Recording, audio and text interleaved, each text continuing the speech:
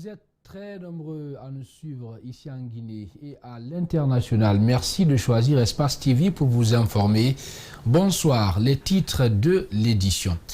Au sommaire de ce journal et dans l'actualité, le coronavirus poursuit sa propagation de façon exponentielle en Guinée. Selon l'Agence nationale de sécurité sanitaire, 250 cas positifs ont été confirmés, dont 15 guéris et des milliers de contacts sont en observation médicale. Le gouvernement intensifie pendant ce temps les actions de riposte pour contrer la propagation de la pandémie ici à Conakry, mais aussi à l'intérieur du pays. Et puis, l'ancien secrétaire général du syndicat libre des enseignants et chercheurs de Guinée, Souleymane Sy Savané, a tiré sa révérence dimanche à Conakry. Souleymane était jusque-là en service au Conseil économique et social en qualité de membre, à suivre les précisions dans ce journal. À l'international, le porte-avions nucléaire français Charles de Gaulle est toujours placé en isolement sanitaire après des cas de coronavirus enregistrés à son bord. Une opération logistique lourde de débarquement de tout l'équipage doit bientôt débuter pour freiner la propagation du Covid-19. Nous sommes dimanche 12 avril 2020. Encore une fois, mesdames et messieurs, bonsoir et bienvenue dans cette édition. La fête de Pâques célébrée à travers le monde dans le confinement, comme vous le voyez, partout les églises sont vides, à l'image de cette photo du pape François qui célébrait une messe avant de prononcer son message de Pâques et sa bénédiction Urbi et Orbi. Pour cette année, le message du pape est proclamé depuis la basilique Saint-Pierre et non sur la plage en raison des mesures de confinement. Dans le reste de l'actualité, vous le savez, le fer de lance de l'actualité reste dominé par la pandémie Covid-19 qui poursuit sa propagation en Guinée. Et selon l'Agence nationale de sécurité sanitaire, 250 cas positifs ont été confirmés, dont 15 guéris et des milliers de contacts sont en observation médicale. Des actions de sensibilisation et de désinfection sont enclenchées par le gouvernement guinéen à travers l'ANIS, et donc des actions qui se poursuivent après le marché Niger dans la commune de Kaloum. La cité de solidarité a aussi reçu l'équipe de Tenkiso. Le centre est débarrassé de microbes et insectes volants et rampants. Les handicapés sont plus que nécessiteux en cette période de coronavirus. Reportage Mamoudou Boulere Diallo et Aliouba. Les handicapés sont doublement impactés par la pandémie Covid-19. Ils saluent la désinfection de leur lieu d'habitation, la cité de solidarité. Car ces infirmes déclarent qu'ils vivent difficilement et ils ont peur de contracter le virus. Vraiment, la pandémie là, c'est très dur. Nous vivons du jour en jour. Ceux qui doivent nous aider sont en difficulté. Il n'y a pas de travail. Vraiment, on lance un appel à toute bonne volonté. Et même au gouvernement qui nous aide maintenant là, d'augmenter d'efforts pour que nous gagnions de la nourriture. Vraiment, sinon c'est dur. Hein? L'opération consiste à éliminer tous les microbes et autres insectes nuisibles à l'homme. Le directeur exécutif de l'ONG Tenkiso déclare que c'est sa première fois de visiter le centre. Voici son constat. Je suis marqué par... J'ai peur. J'ai peur parce que quand on voit la façon dont les gens vivent ici, il ne faudrait pas qu'il y ait de contamination communautaire. Parce que je pense qu'il y a une certaine insouciance de la part des ménages, malgré les mesures et les campagnes de sensibilisation.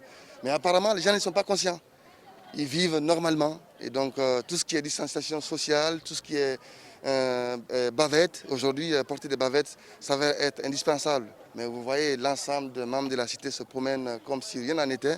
La ministre de l'Action sociale est satisfaite de cette assistance. Elle veut aussi se battre pour fédérer les handicapés qui mendient dans les rues. Mais bien sûr, le plan sectoriel du ministère, justement, est axé sur ces personnes-là. Les mendiants, les personnes âgées, les personnes handicapées qui sont considérées comme vulnérables. Au-delà de l'opération de désinfection, la directrice générale de l'ANIS annonce d'autres volets de son projet. Nous avons 3 étapes. La première étape, sensibilisation, pulvérisation. La deuxième étape, accompagnement communautaire qui va consister à la distribution des vivres, à la construction des fourrages. Et la troisième étape, ça va être les transferts sociaux, qui est même l'activité principale de l'Agence nationale d'inclusion économique et sociale. Selon les responsables de la Cité de Solidarité, 116 familles, dont 729 personnes, y vivent. Chaque famille dispose d'un kit sanitaire, mais la difficulté de vivre est perceptible.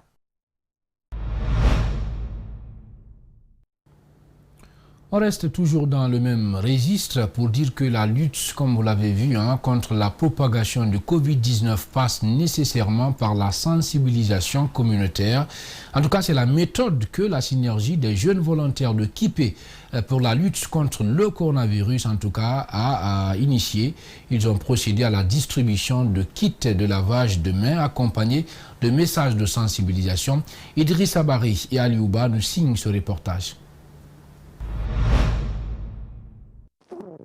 Les salons de coiffure, les ateliers de soudure et de menuiserie, les garages ou encore les marchés et les cours communes avec plusieurs personnes, partout où ils sont passés, les agents de la synergie des jeunes volontaires pour la lutte contre le Covid-19 en Guinée ont non seulement procédé à la sensibilisation, mais ils ont aussi offert des kits de lavage de mains. Ce, pour freiner la propagation de cette pandémie qui a affecté le monde. Tout le monde est inquiet, ça se sent même sur les visages, les enfants, les femmes, tout le monde. Donc il faut que nous acceptions de respecter les consignes sanitaires. S'il y a des personnes de bonne volonté pour nous accompagner, je pense que nous aurons encore l'énergie et la volonté de partir plus loin dans l'accomplissement de cette campagne de sensibilisation. Chaque jour, le nombre de personnes testées positives augmente dans les centres de traitement épidémiologique du pays. Conscient de cette réalité, le bénéficiaire de ce geste se réjouit en s'engageant à appliquer les mesures barrières pour éviter de propager cette pandémie. C'est une maladie qui est contagieuse, qui peut attraper facilement. Mais comment éviter? Premièrement, c'est la propriété. Il faut se laver la main proprement et une distance d'1 mètre soit entre vous. Afrique moyenne, nga la magandi fi ala ga mo ko yagi furida furena de na ga tu mu mabibar mu bara yalla ngi wo bara fa o mali dira o bara mu mali. Si tout le monde écoute le conseil, ça va disparaître. Mais si on n'écoute pas le conseil, ça ne peut pas disparaître. Ça ne peut pas disparaître. Ce que moi je vous demande, tout le monde, pas nous, tous les Guinéens, de respecter la loi. Le gouvernement, en instaurant l'état d'urgence sanitaire dans le pays, invite les citoyens au respect des gestes barrières pour éviter toute propagation de la pandémie dans le pays.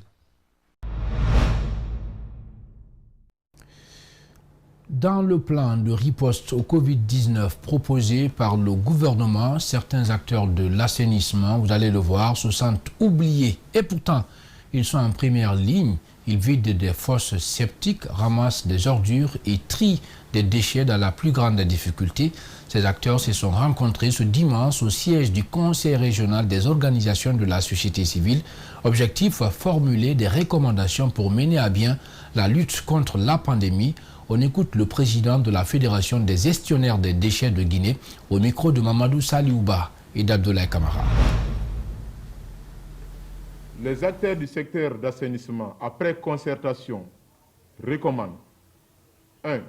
La subvention de l'ensemble des PME évoluant dans la chaîne de valeur de l'assainissement pendant la période de Covid-19, notamment les PME de précollecte, de collecte, de transfert, de tri et traitement des déchets, du recyclage et valorisation des déchets et de l'élimination des déchets. 2. L'appui des PME en équipement de protection individuelle. 3. La dotation des employés des PME du secteur d'assainissement en termes de masques, de bottes, de tenues de travail et d'autres outils nécessaires. 4. L'appui en fonds de roulement des PME du secteur d'assainissement qui sont fragiles face à cette maladie. Le renouvellement des équipements des PME du secteur d'assainissement. 6. L'appui des collecteurs des déchets plastiques et autres acteurs de la filière qui sont considérés aujourd'hui comme vulnérables. l'implication des PME de précollecte dans le curage des caniveaux et d'autres travaux similaires. 8. La responsabilisation des PME de précollecte dans les travaux de haute intensité de main-d'œuvre dans leur zone d'opération annoncée par le gouvernement. Le secteur d'assainissement qui demande plutôt de l'aide au gouvernement guinéen et aux personnes de bonne volonté, des kits sanitaires mais aussi des mesures d'accompagnement. Ils souhaitent que l'État subventionne leurs prestations car avec la pandémie de Covid-19, beaucoup de ménages n'arrivent plus à payer les PME. Des centaines d'emplois risquent aussi d'être supprimés. Nous y reviendrons dans nos prochaines éditions d'information. De son côté, la synergie d'action contre le Covid-19 a cette fois-ci 4 différents endroits dans la commune de Ratouma passer le message de sensibilisation et apporter des kits aux populations cibles était donc au programme. Nous reviendrons également sur cet élément dans nos prochaines éditions. Face à la crise sanitaire liée au Covid-19, des chaînes de solidarité se mettent en place. La société Savané Industrie assiste la préfecture de Dubrika à cette période de crise sanitaire. Elle vient de remettre un don de savon et de riz en présence des autorités préfectorales et communales. Ce don sera distribué aux personnes démunies de la localité. Malik Sangiana Kamara et Aliouba nous en disent plus. Conakry, l'épicentre du Covid-19 en Guinée. La préfecture de Dubrika se situe juste à 50 km. Cette localité n'échappe pas aux conséquences de la pandémie. Les populations doivent observer les mêmes mesures barrières. Dubrika est devenue une zone industrielle par excellence. La société Savané Industrie, spécialisée dans la production des lubrifiants et accessoires, apporte une assistance sociale à la population, particulièrement aux personnes démunies. L'état d'urgence décrété par le président de la République dans le cadre de la lutte contre le Covid-19 nécessite pour la société Savané Industrie une synergie d'action. Nous avons pensé que les indicateurs sont en train de se dégrader, donc il faut venir en appui à la population démunie, à riz et en savon. Donc voilà ce qui nous a motivés ce matin. Et nous remercions Dieu qui nous a donné cette chance aujourd'hui de le faire. Parce qu'en fait, n'oubliez pas, c'est lui qui nous a donné la longévité et c'est lui aussi qui nous a donné ses moyens. Et pour finir, je vais appeler à un sursaut national. Parce que si hier on pouvait compter sur les États-Unis, sur la France, aujourd'hui on ne peut pas compter sur eux parce que chacun gère ses problèmes à l'interne. Donc il faut que ceux qui ont les moyens aujourd'hui viennent vers ceux-là qui en ont besoin. Et ça traduit le Covid-19, moi je me dis ça traduit la solidarité. Les autorités communales de Dubrika félicitent la société donatrice de ces tonnes de riz et des cartons de savon. Elles s'attendent à la contribution des autres entreprises et sociétés locales. Ce matin même, on était en conclave par rapport à l'ensemble des industries et PME de Dubrika pour solliciter auprès d'eux une assistance dans le cadre de la lutte contre Covid-19. Et très promptement, nous avons vu la réaction de M. Savani qui était déjà fin prêt.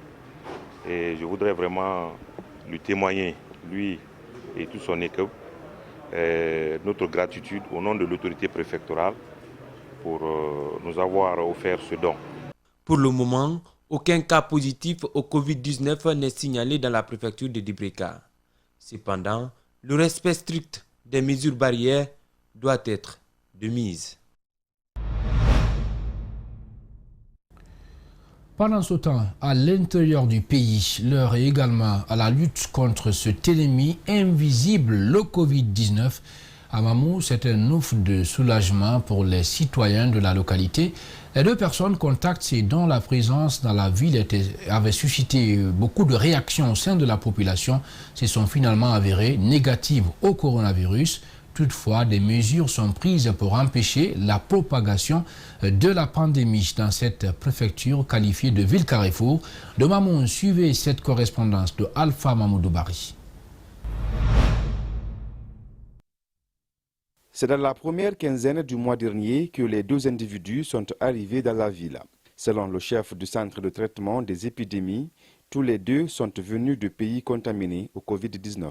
La première personne, on a appris que c'est un étudiant qui est venu de l'Ukraine en passant par l'Italie, mais on n'a pas su la famille dans laquelle elle est rentrée, et il est rentré du moins. Maintenant, on a fait des recherches, on a pu avoir quand même son numéro. À chaque fois on l'appelle, il menaçait de tuer. Finalement, ça a été conclu que c'était une personne pas normale. La deuxième personne a quitté la France. Pour lui, il n'y avait même pas de problème. C'est que l'intéressé ne savait pas s'il devait se présenter aux autorités sanitaires de Mahou. Pas de panique donc. Les deux contacts, à l'expiration de leur temps d'observation, se sont avérés non porteurs de la maladie. Cependant, autorités locales, citoyens et associations de jeunesse, tous semblent désormais prendre la pandémie très au sérieux. Le conseil communal a décidé de payer ces 100 kits, remettre à la population de Mamou. Bien entendu, c'est très nettement insuffisant. Et nous sommes là pour sensibiliser nos mamans dans le marché Avaria, car si nos mamans ne sont pas informées, elles ne vont pas savoir distinguer le bien et le mal. C'est pour cela que nous sommes venus pour sensibiliser et faire des dons, des bavettes et gants pour nos mamans. Mamou, qualifiée de ville carrefour et cosmopolite, reste l'une des plus exposées du pays. Arrêtés pour des raisons de manifestation dans la préfecture, les travaux de bitumage de la voirie urbaine de l'Abbé a repris cette semaine alors que le désespoir avait gagné les autorités et les citoyens quant à la continuité, surtout que les engins avaient été embarqués. La reprise du bitumage à l'Abbé a créé une allégresse dans la cité, vous allez le voir. C'est un reportage grand format signé Alpha Ousmane Ba et Tierno Oumar Tunkara. Suivez. Le projet de bitumage de la voirie des communes urbaines de Dalaba, Pita et l'Abbé à Moine-Guinée avait connu un arrêt momentané d'exécution, notamment dans la ville de l'Abbé, d'où son surplombement par d'épaisses tonnes de poussière. Mais l'espoir renaît avec le retour de Guy Copresse, l'entreprise en charge des travaux, qui a repris le bitumage cette semaine. Comme vous l'avez constaté sur la ligne du Carrefour Yali jusqu'à la station, jusqu'à la sous-station, on a engagé le bitumage, donc on fera le bitumage sur un délai de 2 mois dans un premier temps. Toutes les rues qu'on a eu à toucher, à terrasser, à imprégner et que les ouvrages sont terminés, donc sont en cours de bitumage. C'est ça notre objectif. Mais parallèlement, il y a d'autres activités. Il y a assez de tâches à faire avant d'arriver à l'application du béton bitumineux. Il faut dégager, il faut faire le terrassement en respectant la structure, il faut faire les ouvrages d'art, les caniveaux, les cunettes, les dallots. Les ponts, il faut les terminer d'abord avant d'arriver au bitumage. L'autorité préfectorale de l'Abbé révèle que le retard n'était pas imputable à l'entreprise, mais aux violences survenues dans la ville. Effectivement, cela a été arrêté pas de par leur faute, mais surtout des violences qui survenaient à l'occasion des préparatifs de ces élections. Et donc, ils ont préféré, pour sécuriser leurs engins, les déplacer, les amener ailleurs. J'espère, et d'ailleurs ils l'ont promis, s'il n'y a aucune violence, aucun mouvement qui ressurgit, il n'y a aucune raison qui ferait qu'ils arrêtent les travaux jusqu'à la fin, jusqu'à leur fin. À la mairie de l'Abbé, c'est un président de l'exécutif communal désespéré qui est soulagé par la reprise des activités sur la voirie de l'Abbé. Il faut reconnaître qu'il y avait le désespoir parce que le contrat était prévu pour 20 mois. Aujourd'hui, on est, je crois, vers le 15e ou 16e mois du contrat. Donc, il est prévu que l'Abbé ait au moins 20 km. Donc, si depuis à peu près, depuis presque même la moitié du temps de contrat, on n'avait pas eu 2 km de bitume, on était vraiment inquiet. Donc, voir la reprise de ces travaux au sein de la commune urbaine de l'Abbé, c'est un ouf de soulagement pour moi et pour l'ensemble des citoyens de l'Abbé. Je souhaite que cela continue et que vraiment les 20 km qui sont octroyés à la commune de l'Abbé soient vraiment réalisés. La construction d'un pont de jonction entre le quartier d'Ongora et le secteur de Dombi et le projet de bitumage de l'axe constitue un désenclavement de la zone. Le pont chez El Hadji Djelisori dans le quartier de Dongora est dans le projet, c'est-à-dire c'est la rue même qui est dans le projet d'abord. On ne peut pas faire une route alors qu'il y a une rivière ou bien une dépression ou bien un obstacle sans trouver la solution. Donc le premier travail d'abord était de procéder à la construction de cet ouvrage très important qui relie deux quartiers importants de la ville de Labé, à savoir Dombi et Dongora. Donc ce pont-là a été fait aujourd'hui et nous attendons juste qu'il y ait durcissement du tablier avant d'engager les grands travaux de terrassement. Si la continuité des travaux est saluée, mais le fait de brûler des pneus sur le bitume est inadmissible. Que les gens de Labé comprennent que cela est à leur avantage. Donc c'est de l'entretenir, mais sincèrement, parfois je suis écœuré de voir des jeunes mettre des pneus et les brûler sur ce bitume chèrement acquis. En dehors du centre urbain de Labé, aucune des 4 autres préfectures de la région sur les 5 n'a pas encore connu un seul centimètre de bitume depuis l'indépendance.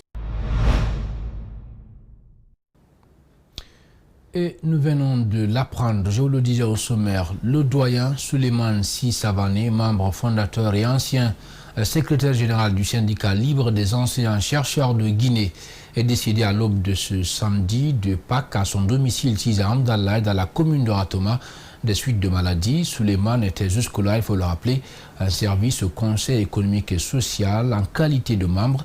A noter que c'est en 2018 que le défunt Sy Savané a passé les destinées du SLEG à Dame Kadiatouba. C'était en marge du 6e congrès électif de la structure syndicale.